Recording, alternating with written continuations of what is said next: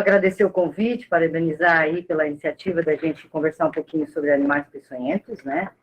Então, como o Djalma falou, eu atuo lá no centro há 22 anos, então a gente está com uma experiência aí relativamente grande em relação aos animais peçonhentos.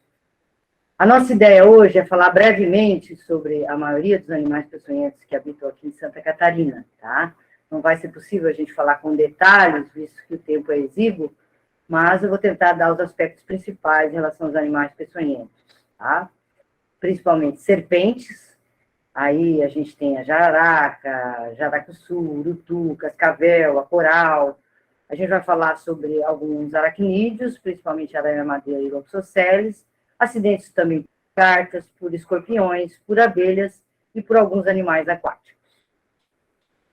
Bom, o nosso centro ele existe desde 1984 e a gente atende ligações do estado inteiro e até de regiões de fora do estado, dentro do Brasil, já atendemos até ligação do exterior. Nós funcionamos 24 horas por dia em regime de plantão, sempre com médicos, farmacêuticos e em alguns horários também com estudantes de medicina e de farmácia, atendendo tanto os profissionais de saúde como a população em geral. O 0800 nosso é aberto para toda a população. Então, nesse período aí de 1984 até 2021, dezembro, a gente atendeu mais de 300 mil casos de intoxicações, quase 301 mil. Teve um aumento gradual aí de 162 casos ali no início, foi aumentando gradualmente até que a gente chegou a um pico em 2019, ali, como vocês vão ver no gráfico, de mais de 21 mil atendimentos, né? Houve uma queda aqui na pandemia, porque as pessoas saíram menos de casa, ocorreram menos acidentes, né? Voltou a aumentar em 2021, a gente imagina que em 2022 ele chegue ao nível ali de 2019. Tá? Esses são os principais animais que eu tinha citado no início, então ali em cima serpentes, né? A gente vai falar também sobre os aracnídeos, acidente por abelhas, acidente por lagartas, escorpiões e alguns animais aquáticos. Então, o próximo slide vai mostrar o número total de atendimentos que a gente teve aí no período de 84 a 2021. Né? Então, a gente teve mais de 300 mil casos, né? Com um pico ali em 2019, uma leve queda em 2020 por causa da pandemia, agora a gente está aumentando. Acredito que em 2022 nós vamos ter de novo mais de 21 mil casos. Pode passar. Esse slide mostra os principais animais peçonhentos envolvidos em acidentes humanos no CEATOX registrados em 2021.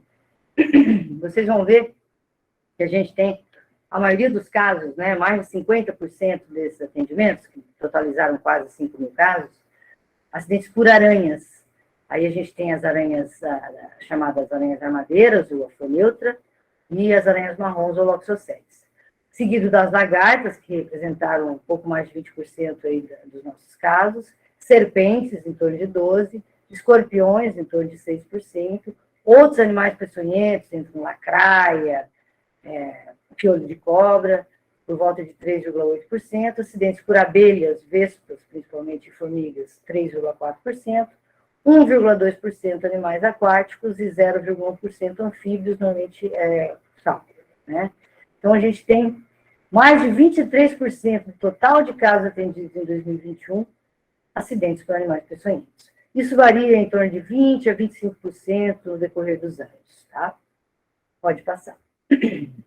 A gente vai começar primeiro pelas serpentes e pela serpente que mais causa acidentes, pelo gênero de serpentes que mais causa acidentes em Santa Catarina, que são as espécies do gênero Bothrops, que são responsáveis por cerca de 99% dos acidentes por serpentes aqui no nosso estado.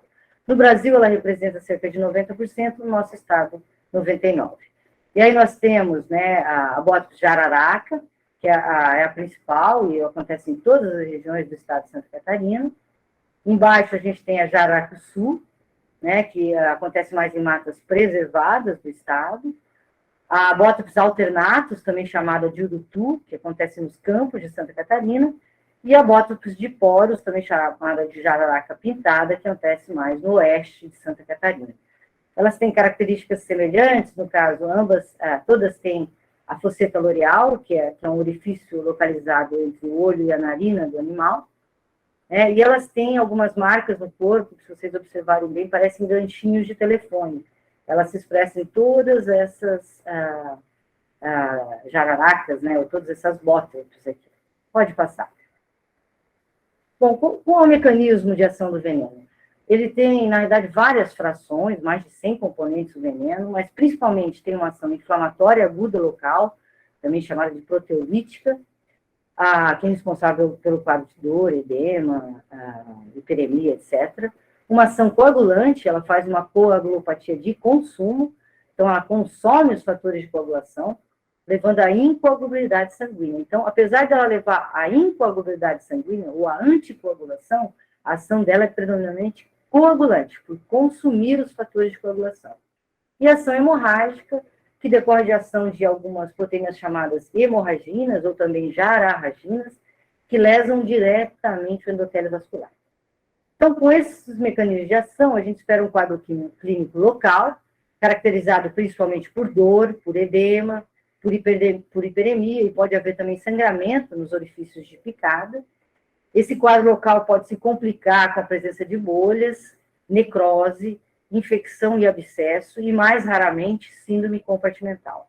As infecções, elas ocorrem em cerca de 20% dos casos. Por exemplo, a síndrome compartimental já é bem mais rara, tende a ocorrer em 1,4% dos quadros. E o quadro sistêmico, ele vai ser sempre secundário à incoagulabilidade sanguínea e à plaquetopenia, podendo se exteriorizar por sangramentos em vários órgãos, né? Principalmente gengivorragias, equimoses, hematomas, hematúria, epistaxe, hematêmese, etc. Nos casos mais graves, o indivíduo pode cursar por hipotensão arterial e choque, e também hemorragia intensa, insuficiência renal, e talvez uma das complicações mais temidas, por ser de difícil controle, é o sangramento no sistema nervoso central. Pode passar. Aqui tem algumas imagens, né, de acidentes botrópicos, né? Nessa primeira imagem dessa criança, vocês vão ver a gengivorragia secundária ao acidente, caracteriza já um quadro moderado. Né? Nessa imagem abaixo, vocês vão ver uma necrose, que costuma acontecer principalmente em picadas em extremidades, né, dedos das mãos, dedos dos pés, e no tratamento aqui vai ser a amputação. Vocês vão ter essas imagens de bolhas, né, que já mostram um quadro também de infecção secundária. Essa imagem acima desse acidente no membro superior direito desse paciente mostra já um acidente grave, né, com envolvimento de edema em todo o membro. E essa imagem abaixo mostra um paciente que apresentou um quadro de síndrome compartimental e necessitou ser submetido a uma fasciotomia. Pode passar. Então, quando a gente está com suspeita, né, ou a gente já tem o diagnóstico de um acidente botrópico ali clinicamente, é importante que a gente solicite exames, principalmente os exames de coagulação, o tempo de coagulação, o tato, o TTPA, exames de função renal, que uma das principais complicações sistêmicas do acidente botrópico é a insuficiência renal, hemograma com plaquetas e parcial de urina. A gente costuma solicitar esses exames na admissão, quando o paciente dá a entrada, 12 horas após o soro antibotrópico. 12 horas a gente não precisa solicitar todos, mas principalmente os exames de coagulação. No entanto, se os exames iniciais já vierem alterados, por exemplo, já vier alterado a função renal, já vier com plaquetopenia, a gente repete também em 12 horas. E repete todos eles 24 horas após a administração do soro antibotrópico. Dependendo do resultado desses exames, pode haver necessidade de ampolas adicionais no tratamento. Tá? O tratamento geral envolve higiene local, normalmente lavar o local mesmo com água e sabão. A analgesia sistêmica, a gente normalmente faz com dipirona mesmo, endovenosa, né? A gente evita o uso de anti-inflamatórios não hormonais, em virtude de aumentar o risco ainda da insuficiência renal aguda. Uma hidratação adequada, normalmente a gente faz uma hidratação por via oral e por via endovenosa, né? Por exemplo, no adulto a gente faz cerca de 4 litros de soro fisiológico aí nas primeiras 24 horas. Antibiótico terapia apenas se presença de infecção secundária. E tem que depois verificar a profilaxia antitetânica, e depois do paciente receber o soro antibotrópico, manter o membro elevado. E claro, se o indivíduo evoluir com complicações, tipo, se ele tiver insuficiência renal, vai ser necessária hemodiálise, se ele tiver síndrome compartimental, vai ser necessário fasciotomia, etc. O que não fazer? E eu vou ampliar isso que não fazer para todos os acidentes por animais peçonhentos, tá? Não só para acidente hipotrópico, mas para todos os outros. Não cortar o local, não tentar sugar o veneno, não utilizar plantas no local, garrafadas. A gente já viu o paciente colocando, por exemplo, café, até estrume, a pessoa coloca no local. Não é, isso só vai aumentar o risco de complicações. Algumas pessoas utilizam um medicamento chamado específico. Esse medicamento é um medicamento fitoterápico que não tem ação aqui nos acidentes por animais peçonhentos. Também não tentar passar nenhuma outra substância, apenas lavar o local com água e sabão. E não fazer torniquete. Pode passar. O tratamento vai depender, tratamento específico, né, no caso com o soro antiveneno, ele vai depender da classificação inicial do caso, que vai ser leve, se o indivíduo tiver um edema discreto, restrito ao segmento anatômico envolvido. Exemplo, a indivíduo foi picado no pé e o edema está restrito ao pé. A gente classifica como leve. O tempo de coagulação, o TAC, o TPA, podem ou não estar incoaguláveis. O fato de um exame estar incoagulável não significa que o indivíduo vai ser grave. Se o edema estiver restrito ao segmento anatômico, ele não tiver um sangramento evidente, é leve e eu faço 3 ampolas. No caso do acidente moderado, o edema ultrapassa o segmento anatômico envolvido, tipo, o indivíduo foi picado no pé e o edema ultrapassa o tornozelo, pegou a perna, né? Não chegou a ultrapassar o joelho, ou o paciente apresenta sangramentos de pequena monta, tipo gengivorragia, epistaxe, hematúria. Aí o tratamento vai ser realizado com 6 ampolas de soro antibotrópico. No caso grave, o edema normalmente acomete todo o membro, tipo, a picada foi no pé, e eu tenho um edema que vai do pé até a coxa, tá? Ou o paciente tem um quadro de hemorragia importante, ou alterações sistêmicas significativas, ou choque. Nesse caso, o tratamento vai ser feito com 12 ampolas de soro antibotrópico por via endovenosa. Pode passar. Para alta hospitalar, existem alguns critérios. A gente precisa deixar o paciente pelo menos 24 horas hospitalizado, e a gente solicita, então, os exames de 24 horas após o soro. Se a atividade protombina estiver acima de 50%, a função renal normal, o hemograma normal, o paciente não tiver sinais de infecção secundária, tiver um quadro álgico controlado, a gente pode dar alta hospitalar para o paciente, orientando a checagem da profilaxia antitetânica e orientando o paciente a retornar se aumento dos sinais logísticos que pode ter ocorrido infecção secundária. Também é importante a gente dar orientações ao paciente quanto à reação tardia ao soro.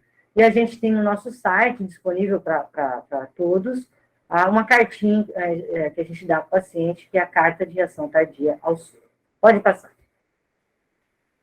Bom, a segunda serpente que a gente vai falar é a popular coral, né, que a gente chama de acidente elapídico. Né? Por exemplo, aqui em Florianópolis, a gente tem mais essa que está na tela da direita, que é a Micrurus coralinhos, né? Mas a gente também tem, né, principalmente em outras regiões do estado, essas outras duas, que é a Optirostris ou a frontalis. A diferença é que a coralinos tem uma neurotoxina de ação predominantemente pré-sináptica e as outras duas pós-sináptica.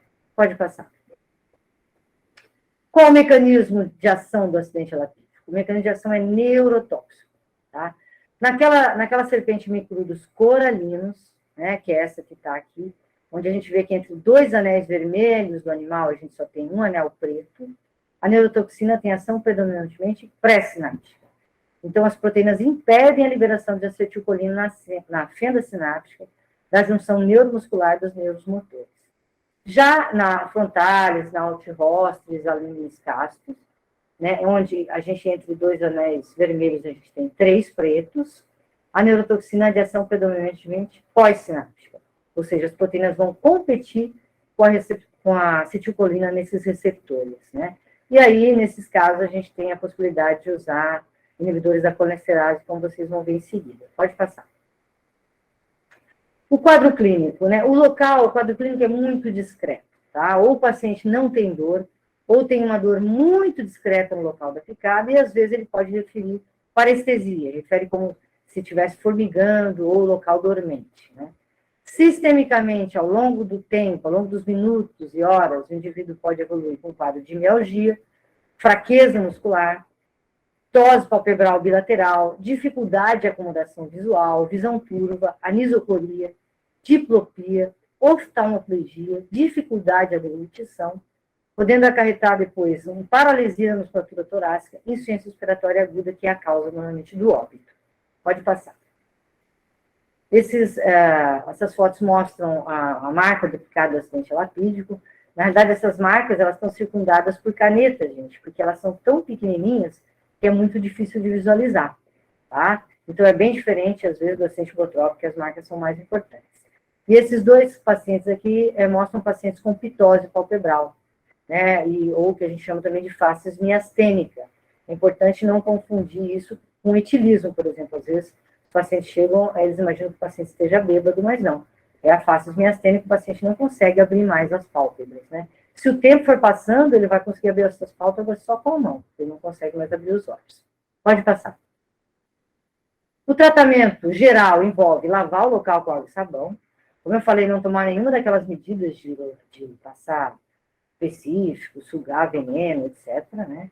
Os pacientes adultos assintomáticos, a gente mantém a observação por 24 horas. Se ele não apresentar nenhum sintoma nessas 24 horas, a gente pode liberar ele.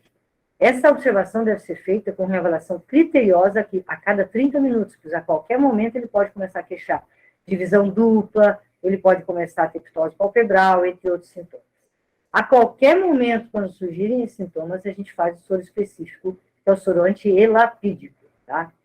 Atenção com crianças, porque quando a gente pega criança pequena, criança menor de 1 ano, ou pouco mais disso, criança que não fala, que tem dificuldade de comunicação, a gente não espera. Se tem a evidência da picada, a gente vai fazer o soro antielapídico, porque a criança não vai conseguir comunicar que ela está com visão dupla, que ela está com alguma parte do corpo dormente. Então, a gente faz independente dos sintomas. Nos pacientes que chegam já com sintomas neurológicos, é claro que a gente faz imediatamente o soro antielapídico. E é importante deixar o paciente em um hospital que tem um suporte de UTI, porque esse paciente pode evoluir com insuficiência respiratória. A soroterapia antiveneno, então, é feita com soro antielapídico, 5 a 10 ampolas de acordo com a gravidade, né? Casos com um quadro neurológico já instalado, né, o paciente já com aptose palpebral, já com fraqueza muscular importante, a gente já faz 10 ampolas. Casos com manifestações neurológicas muito discretas, sim. Pode acontecer do indivíduo já chegar em insuficiência respiratória. Nesse caso, além do soro, a gente tem que tubar o paciente e colocar em ventilação mecânica, tá? Porque demora um pouco o soro neutralizar o veneno. Em casos em que a gente sabe que a serpente que picou o indivíduo é uma serpente de neurotoxina de ação pós-sináptica, tipo a Micrurus altirrostris ou frontalis, antes da intubação a gente pode tentar utilizar medicamentos anticolesterásicos. Aqui em Florianópolis isso não acontece, porque a gente praticamente só atende acidente com Micrurus coralinos, tá? A alta hospitalar pode ser dada se após 24 horas de observação o paciente estiver assintomático e sem sinais de infecção secundária, sempre orientando a profilaxia tetânica e sob reação tardia ao soro. Pode passar, por favor? O acidente crotálico é bastante raro, tá, aqui em Santa Catarina. Assim, eu estou nesses 22 anos no CIT e eu não consigo contar nos dedos, dá menos do que 10 dedos, menos do que 10 casos de acidente crotálico. E quando aconteceram, eu me lembro, principalmente em Xanxerê, 2 casos nos últimos 5 anos, talvez.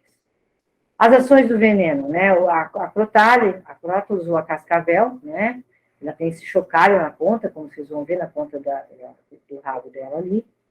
E ela tem uma ação predominantemente neurotóxica pré-sináptica, que nem a Micrurus coralinos, uma ação miotóxica, que leva a rabdomiólise, e 40% dos casos pode também ter manifestações de ação coagulante, né? Fazendo uma coagulopatia de consumo semelhante àquela que a Botox faz. O quadro clínico, normalmente, caracteriza-se por manifestações gerais inespecíficas, tipo mal-estar, tontura, náuseas, vômitos, secura na boca.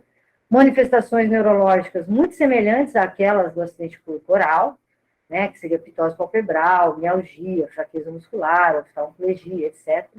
Manifestações musculares, principalmente a mialgia, né? E o indivíduo pode cursar com rabdomiólise, com urina escura, aí, mostrando a mioglobinuria, e manifestações secundárias a distúrbio de coagulação em 40% dos casos, pode haver epistaxe, hematura, etc. A principal complicação é a insuficiência renal aguda, por necrose tubular aguda, secundária principalmente a rabdomiólise e a mioglobinuria, que acaba, né, se depositando nos túbulos renais, né? E raramente pode se complicar por insuficiência respiratória aguda, pela ação neurológica dela, de neurotoxina pré-sináptica. Os exames que a gente pede normalmente são enzimas musculares, aí a CK, aldolase, LDH, transaminases, todas elas aumentam. Função renal, que pode vir alterada, secundária à rabdomiólise. Alteração nos exames de coagulação, né, em 40% dos casos. E a urina mostrando proteinúria e mioglobinuria. O tratamento geral vai envolver a descontaminação, né, lavar com água e sabão, hidratação adequada. Aqui chega a ser mais importante a hidratação do que na bótox, né, por conta da ação miotóxica e da possibilidade de rabdomiólise. Então, a gente chega a fazer mais de 4 litros por dia de volume nesse indivíduo, soro-ciológico, né. Pode ser utilizado também se o indivíduo tiver com uma rabdomiólise acentuada, diurese osmótica e até alcalinização urinária. Se o indivíduo evoluir para um caso de insuficiência renal ou urigúrica, principalmente, a gente vai iniciar a hemodiálise precoce. Se o indivíduo evoluir para o quadro de insuficiência respiratória, que é raro, intubar e colocar ventilação mecânica. E na alta também a profilaxia tetânica, verificar, e a cartilha de reação tardia ao soro. Pode passar. O soro específico é o soro anticrotálico, né, vai ser dado dependendo da classificação do caso. Se o caso for leve, o paciente com sintomas neurotóxicos discretos, de aparecimento tardio, tipo assim, só uma parestesia, sem mialgia, urina clara, ou uma mialgia muito discreta, a gente faz 5 ampolas. Se os sinais e sintomas forem discretos, mas se instalarem precocemente, e a urina já pode apresentar uma coloração mais escurecida, 10 ampolas. Se os sintomas neurotóxicos fossem evidentes, tipo faces miastênica, aquele pitose palpebral, como eu mostrei nas fotos, fraqueza muscular, mialgia intensa e generalizada, a urina escura, aí, normalmente é marronzada, podendo haver até anúria ou ligúria, a gente já classifica como grave e faz 20 ampolas. Às vezes, se eu não tiver o soro anticrotálico, também eu tenho à disposição o soro antibotrópico crotálico, que também faz efeito nesse caso. Pode passar. Bom, com relação às serpentes, acho que era isso, gente. Agora, passando para os aracnídeos, a gente vai falar primeiro da Loxosceles, ou da aranha marrom, que tem essas duas fotinhas dela aí, né? É uma aranha pequena, de aproximadamente 1 centímetro de corpo, pernas longas e finas, com cerca de 3 centímetros. A cor dela varia do marrom escuro, do marrom claro até o marrom escuro, mas ela pode ser ainda acinzentada, né? Apesar de ser chamada de aranha marrom. É uma aranha que não é agressiva, né? Normalmente ela pica quando ela está em contato e é comprimida contra o nosso corpo, né? Então, quando vai colocar uma roupa, ou na cama, etc. Ela, em ambientes internos, ela normalmente habita lugares escuros, quentes e secos, normalmente ficando atrás de quadros, armários, caixas de papelão, livros, né? E às vezes em roupas penduradas, por exemplo. Ambientes externos, ela vive sob pedras, telhas, tijolos, paredes de galinheiro, galpões e até de cascas de árvores. Alimentam-se de pequenos insetos, como eu já falei, não são agressivos, e as principais espécies aqui encontradas em Santa Catarina são a Loxosceles intermédia e a Loxosceles lepta, que tende a ser um pouquinho mais grave. As principais ações do veneno são 3, a ação proteolítica, responsável pelo quadro cutâneo, levando aquelas lesões necrótico-isquêmicas, ação hemolítica, responsável pelo quadro de anemia hemolítica intensa e aguda, e podendo ter ação coagulante, que também é uma coagulopatia de consumo, característico da coagulação intravascular disseminada. Pode passar. O acidente, né, pode desencadear apenas um quadro cutâneo, que acontece na grande maioria dos casos, mais de 90%, ou o quadro cutâneo visceral. O quadro cutâneo, né, vai ser caracterizado por uma instalação lenta e progressiva. No início, o indivíduo às vezes nem sente dor no local da picada, às vezes nem sente que foi picado, mas depois de algumas horas, né, normalmente 4, 6 horas, ele vai começar com dor, tipo queimação, edema endurado e eritema no local da picada, e esses sintomas locais tendem a evoluir nas primeiras 24 horas, podendo variar bastante a sua apresentação, né, mas vai ocorrer persistência da dor e queimação, que pode ser intensa, lesões hemorrágicas focais mescladas com áreas pálidas de isquemia, que a gente chama de placa marmórea, e necrose. E a forma cutânea visceral, que é rara, como eu falei, acomete principalmente crianças, né, na idade mais precoce, de 1 a 4 anos, ou até um pouco mais, e idosos. É raro a gente acontecer em adultos rígidos. Tá? Ela normalmente é associada ao comprometimento cutâneo. Caracteriza-se por hemólise intravascular maciça, né, se expressando clinicamente por uma anemia, por icterícia, hemoglobinúria, a gente vai ver uma urina aí, cor de sangue, pode ocorrer hepatomegalia, trombocitopenia, CIVD, leucocitose com neutrofilia, oligoanúria e também insuficiência renal. Então, os exames, quando a gente tiver um quadro visceral, a gente pode ter diminuição de hematócrito e hemoglobina e aumento de reticulócitos, aumento de bilirubinas, principalmente com predomínio da indireta, né, caracterizando a hemólise, elevação de transaminases e creatinoquinase, pode haver alteração de clorograma e pode haver alteração de função renal. Na urina, a gente vai observar hemoglobinúria, hematúria e cilindrúria. Pode passar. Esse aqui é um quadro mostrando dermonecrose provocada pelo acidente loxocélico, né? Essa paciente é da região de Alfredo Wagner, ele procurou o serviço de saúde 6 dias de evolução, né? Ela não sentiu picada, não viu aranha, mas aqui a gente vê uma placa marmórea clássica de acidente hidrotrópico, a evolução em 15 dias e depois em 35 dias de evolução. Então, é uma lesão de difícil cicatrização, às vezes precisa de enxerto, tá? Próximo. Esse aqui é um quadro bastante semelhante, a paciente procurou a unidade de saúde só com 12 dias de evolução, também já com uma lesão característica de acidente por oxocélios, essa placa marmórea, né? A foto ao lado com 20 dias de evolução, e depois a foto com 30 dias de evolução, mostrando aquela necrose seca ali, região mais enegrecida no centro. Isso aqui poderia ser feito até o enxerto cutâneo nessa paciente. Pode passar. E esse caso aqui ilustra um quadro cutâneo visceral numa criança da região de Tuporanga, né? Aqui a primeira foto, vocês veem ela com 21 horas de evolução. O que chama atenção nessa foto, né? Vocês vão ver uma marquinha de picada de uma vesículazinha, uma área avermelhada, mas ao lado, vocês vão ver no braço ali, uma região bem pálida, que caracteriza a isquemia, né? Já mostra que aqui vai ocorrer necrose. Essa criança tomou 10 ampolas de soro nesse tempo aqui, com 21 horas de evolução, mas a evolução do quadro cutâneo não muda, né, muito com o soro antiaracnídeo com antiloxocélico. Então, o quadro dela com 30 horas de evolução. Essa foto ao lado é a urina da paciente, com 30 horas de evolução. Você vê que é uma urina francamente hematúrica, né, cor de sangue mesmo, né, com hematúria, com hemoglobinúria. 68 horas de evolução, a foto abaixo, 11 dias de evolução, né, mostrando essa necrose bem estabelecida aqui. Você vê que a gente não faz debridamento precoce, espera estabelecer bem a necrose, e essa criança, em virtude da extensão da área de necrose, foi submetida à enxertia com 30 dias de evolução. Pode passar.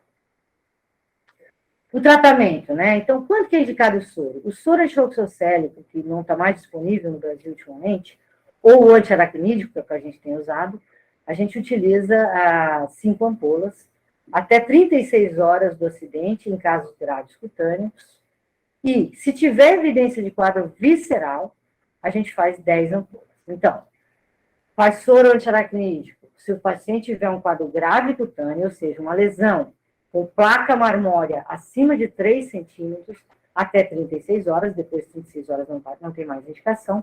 E se tiver quadro visceral, ou seja, icterícia, hematúria, hemoglobinúria, anemia, a gente faz 10 ampolas mesmo passadas 36 horas.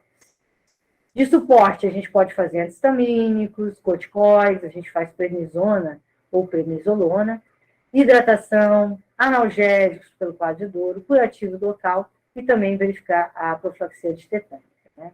Se houver necrose, é importante o desbridamento cirúrgico, quando a necrose está bem estabelecida, e se for um quadro grande, a gente pode necessitar de enxertia. Casos graves, por exemplo, tiver anemia intensa, a gente pode fazer transfusão de sangue ou concentrado de hemácias. Se o indivíduo, às vezes, evolui por insuficiência renal, pode ser necessário hemodiálise. Pode passar. A outra aranha de importância médica é a aranha foneutra, também chamada de armadeira.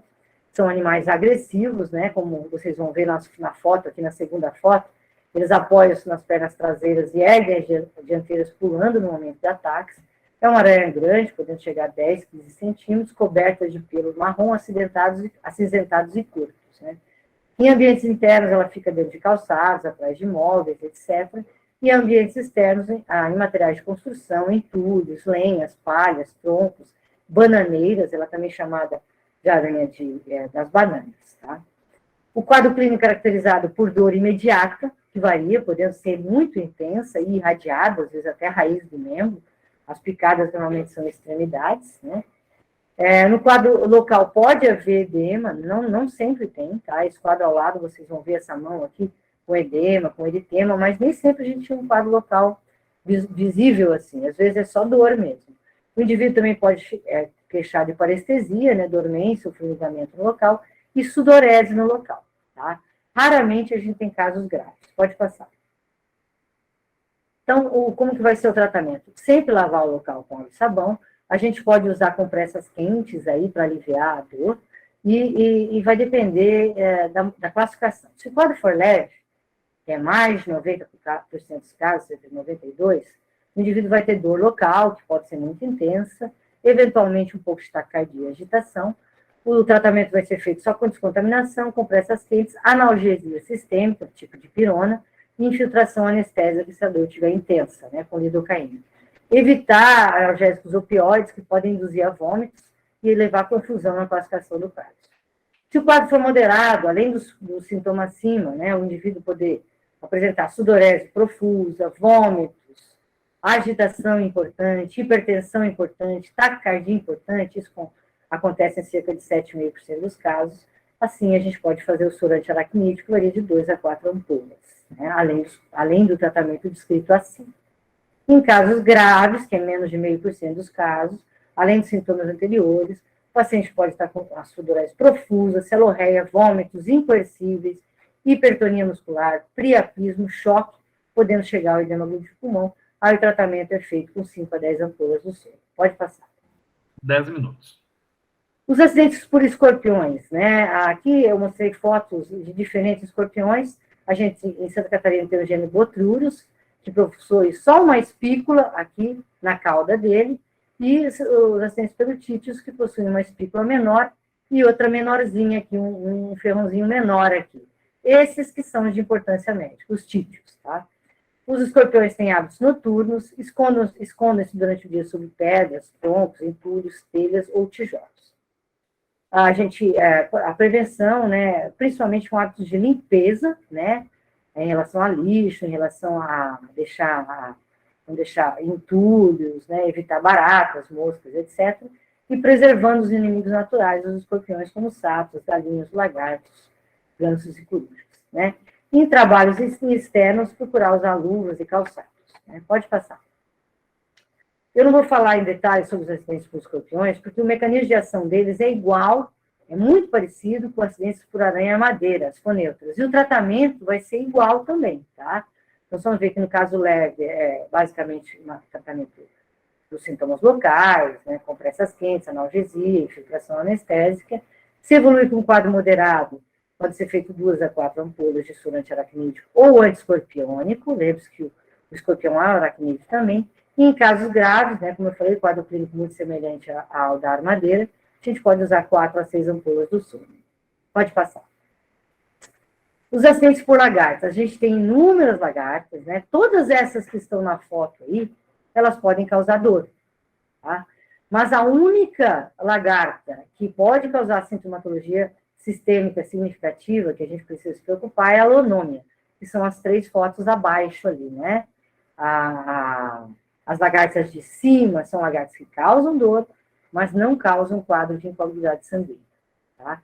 Essa foto na lateral abaixo à direita mostra um tronco de árvore com inúmeras, né, dezenas de lagartas, né? Elas têm hábitos gregários. Muitos acidentes ocorrem dessa forma. O indivíduo vai se apoiar na árvore e acaba esmagando as lagartas. Pode passar. Os acidentes local. Você pode ter dor de queimação, eritema, prurido e até, eventualmente, bolhas, né? Apesar de raro, né? Mas muitas vezes esse quadro é frustro, gente, principalmente por lonômia. Às vezes ela dá uma dor muito discreta, sabe? Menos até do que as outras lagartas. O paciente também pode apresentar cefaleia, mal-estar, náuseas, vômitos e dor abdominal. E se ele tiver incoagulabilidade sanguínea, ele pode ter manifestações hemorrágicas caracterizadas por equimoses, hematomas, sangramento em feridas recentes, hematúria, hemorragias intraarticulares, intraabdominais, pulmonares. E as principais complicações desse acidente são a insuficiência renal aguda e a hemorragia no sistema nervoso central, que é muito grave. A gente pede os exames, né? São os exames de coagulação, coagulação, TAC, TPA, hemograma com plaquetas, né? Esse acidente por alonomia não causa plaquetopenia, diferente, por exemplo, da jararaca, né? Exames de função renal e parcial de urina. Pode passar, por gentileza? Esses casos mostram alguns acidentes por a lagarta alonômia, né? Aqui, o primeiro mostra um paciente de 53 anos que encostou a mão e o antebraço em aproximadamente 20 lagartas que estavam no tronco de um abacateiro, né? E procurou serviço algum tempo depois, em virtude da presença dessas equimoses, né? Ao lado ali a gente tem uma criança, né, que encostou em aproximadamente 30 lagartas, né, uma criança de 3 anos, e procurou serviço 69 horas após o contato, em virtude da presença dessas equimoses, né. Abaixo ali a gente tem uma criança de 7 anos que encostou em 10 lagartas e procurou serviço 5 dias após o contato, em virtude dessas equimoses. Lembrando que essas equimoses não ocorrem no local de contato, elas podem ocorrer em qualquer local do corpo, né. No último caso ali, um paciente de 39 anos esmagou 30 lagartas com o antebraço e procurou o serviço 24 horas após, né, com esse quadro aqui de hematúria, né. Vocês veem ao longo do tempo, ao longo das horas após o uso do soro, a urina do paciente clareando, ficando mais clara, principalmente após 72 horas, 96 horas após o contato. Pode passar. Então, quando eu tenho relato ou suspeita de lagarta não identificada, né, o indivíduo não soube identificar, ou identificada como nome, a gente não sai fazendo soro de cara, tá, gente? A gente pede exames de coagulação, TC, TAC, TPA. Se eles vierem alterados, a gente trata direto com o soro antilonômico e reavalia 24 horas depois. Se vierem normais, a gente repete os exames 6 horas após o acidente. Se vierem alteradas, a gente trata com a 5-ampolas de soro antilonômico e reavalia 24 horas após. Se vierem normais, eu repito 12 horas após o acidente. Se vierem alterados, eu trato. E se vierem normais, eu libero o paciente, né? Quando os exames de 12 horas vêm normais, indicativo de acidente com lagartas de outros gêneros, ou o indivíduo realmente só encostou de muito leve, que não deu para inocular veneno, não alterou a coagulação. A alta hospitalar é dada quando a gente tem, após 24 horas do soro antilonômico, uma atividade protomina acima de 50% e função renal normal. Pode passar. Vou falar um pouquinho de acidente por abelhas, né? Uma coisa importante, acho que as pessoas não sabem, mas o animal que mais mata no nosso estado são as abelhas, tá? Principalmente por reação tóxica sistêmica, né? Então, o quadro é caracterizado por reação tóxica local, sistêmica ou reação alérgica, que pode se manifestar por uma reação local extensa, ou uma reação alérgica sistêmica. Pode passar. Esse quadro aqui mostra uma reação tóxica local, né? Então, a primeira fotinha mostra o acidente com a abelha, né, com o ferrãozinho, 2 minutos após o acidente, 24 horas após o acidente, um quadro local, tá? Reação tóxica local. Essa foto ao lado desse paciente com esse edema mais importante, né, já mostra uma reação local extensa. O indivíduo possivelmente tem alguma alergia. Então, caracterizado por dor, eritema e edema, que não são muito intensos, quando o quadro local é leve, que acontecem no local da picada, que persistem por algumas horas, podendo levar até mais de 24 horas. Né? Se o indivíduo tem alguma alergia, às vezes esse edema pode persistir por mais tempo. Pode passar. Esses outros fotos mostram uma reação tóxica sistêmica, que ocorre normalmente após dezenas, ou mais comumente após centenas de picadas, até milhares de picadas, em que o indivíduo vai desenvolver um quadro sistêmico de rabdomiólise, que pode culminar em insuficiência renal, em miocardite, em falência de múltiplos órgãos, sistemas e óbito, né? Essa criança aqui, por exemplo, ela evoluiu a óbito, né? Essa imagem dessas abelhas ao lado aqui foram retiradas do pulmão da criança. Pode passar. A reação tóxica local, quando ocorre, a gente trata com analgésico, compressa fria, a retirada do ferrão.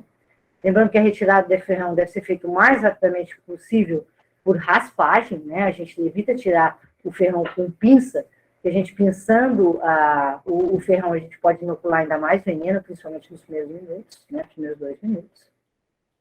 E, claro, lavar os locais com água e sabão, antisepsia, né? As reações locais extensas, a gente pode usar anti-inflamatórios, antihistamínicos e até corticoides sistêmicos.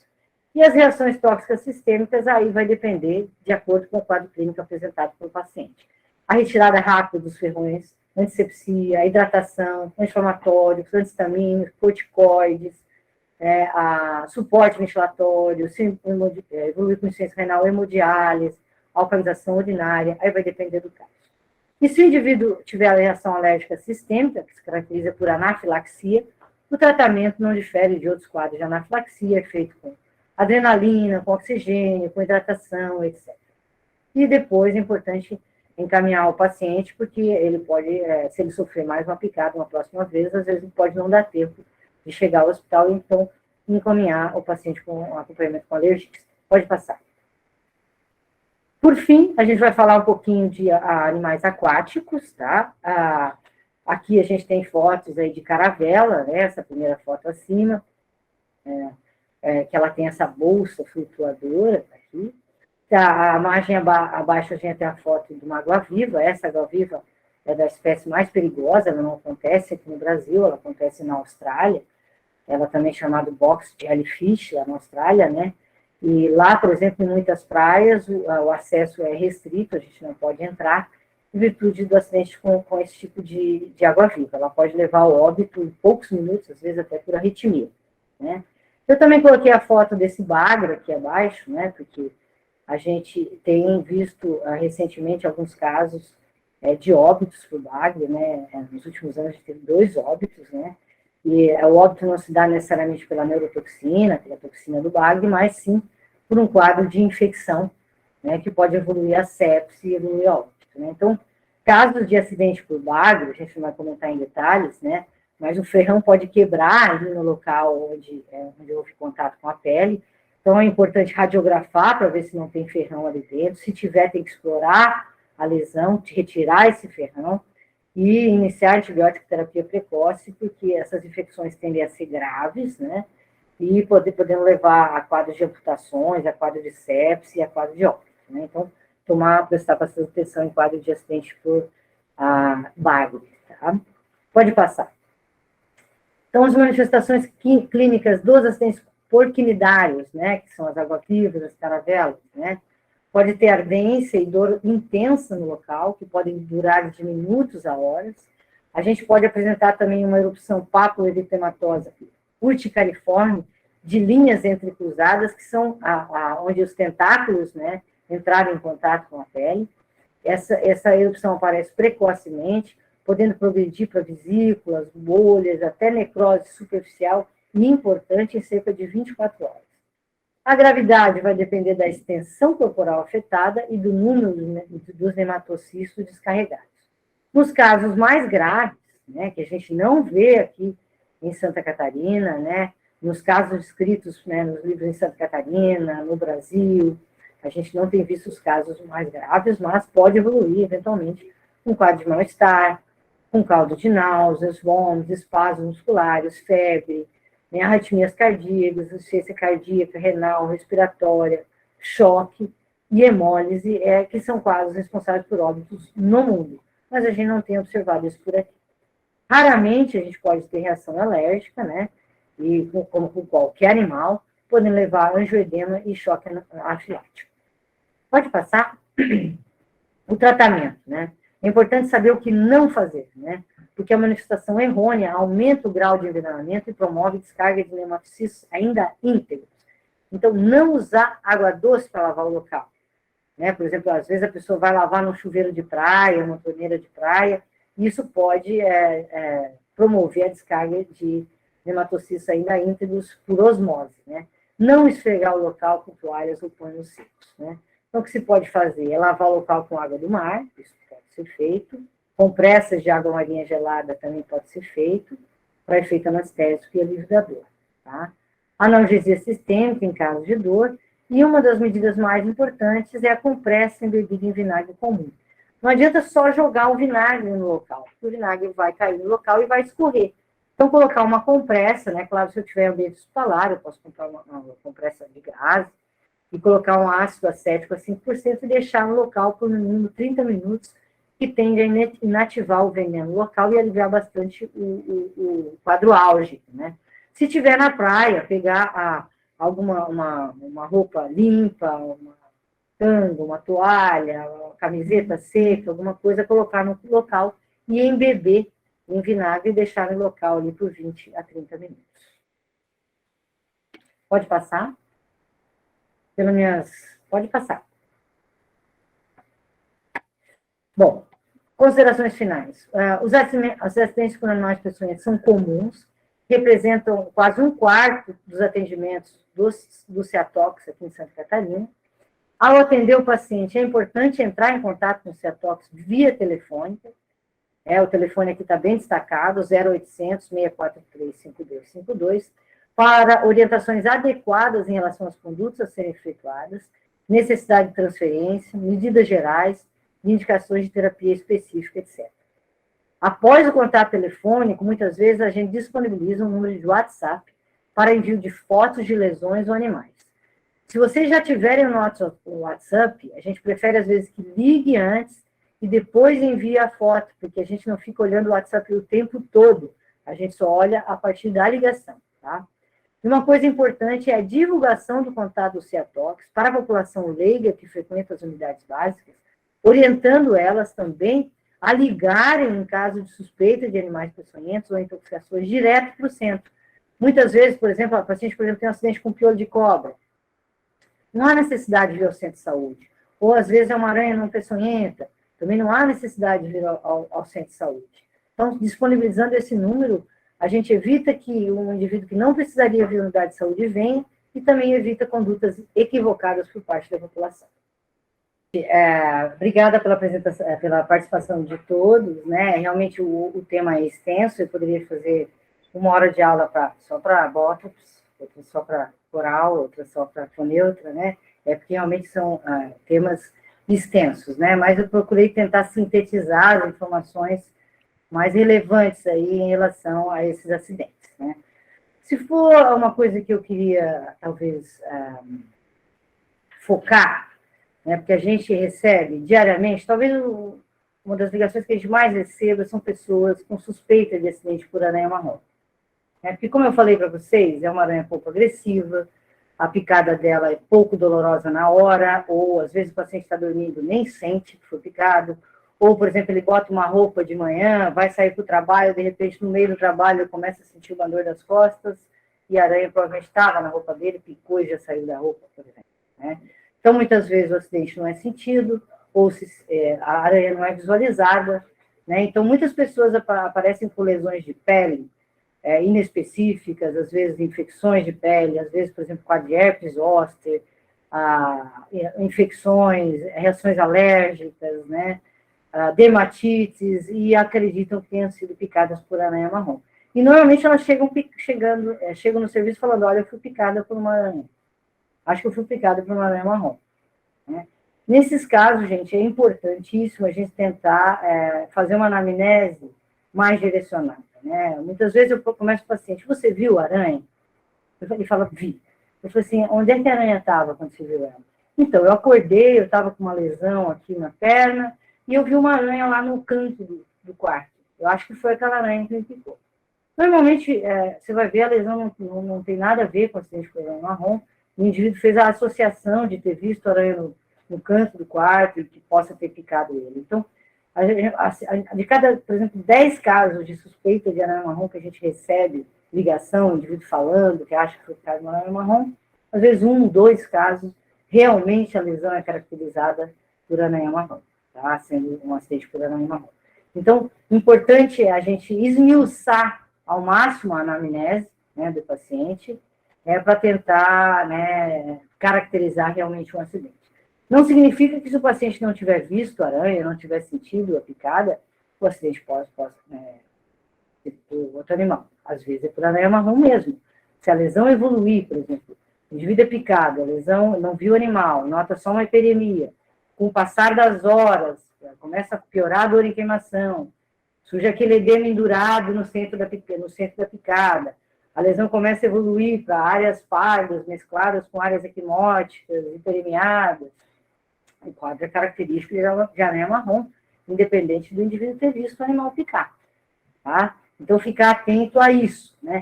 E lembrando que mesmo, por exemplo, o indivíduo chega 3 dias depois, ou 2 dias depois, no acidente com o animal marrom, mesmo que ele tivesse certeza que foi o animal marrom, ele viu o animal picando, a gente identificou o animal, era o animal marrom, a lesão é típica, tá? Tem 5 centímetros de placa marmórea, mas faz mais de 2 dias, não tem nenhuma ação do soro antiaracnídeo, não tem indicação de soro antiaracnídeo. Muitas pessoas insistem, os profissionais insistem em querer fazer o soro não vai ter ação com aquele quadro local. Às vezes nem precocemente, né? Vocês viram aquela foto daquele quadro cutâneo visceral que eu mostrei do braço daquela criança? Ela tomou 10 ampolas de soro, tomou 10 ampolas porque era um quadro visceral, que a urina dela era avermelhada. Com 21 horas de evolução. E não mudou em nada a evolução da necrose. Ela evoluiu com necrose e necessidade de desbridamento. Então, é importante que vocês saibam que depois de 36 horas, se o indivíduo tiver só um quadro cutâneo, mesmo que eu tenha a absoluta certeza que foi uma loxosceles, não há indicação de soro e só o tratamento local, que é feito com as medidas sintomáticas e com o uso de prednisona. Né? Em crianças, a gente faz prednisolona, 1 mg quilo, em adultos, a gente faz prednisona, 40 mg via oral por 5 a 7 dias, além do tratamento específico.